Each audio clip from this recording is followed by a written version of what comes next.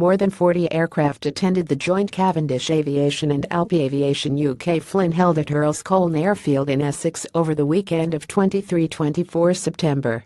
Both companies are led by Steve Allen, with Alpi Aviation UK becoming the official British dealer for all of the Italian Pioneer aircraft at the start of 2017.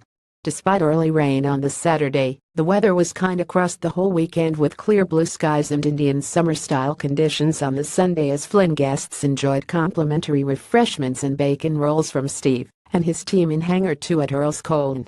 Visitors included Lot Chairman Brian Davies, who arrived on the Sunday in his Europa XS, while a dozen Pioneer aircraft flew in from all four corners of the UK. 3 Pioneer 300s flew in from Shopton, while Andy Sellers brought his first Pioneer 400 down from Northcote. Cicada TB-10 at the Earls Colne Flynn. An Alpi Pioneer 400 aircraft at the Earls Colne Flynn. Cicada TB aircraft was also represented by a dozen pilots from around the country. They included Neil Richardson in his Tampico TB-9, John Parker in a TB-10 that was one of the first Cavendish Aviation Cicada refurbishments, and Chris Hunt in a TB-20.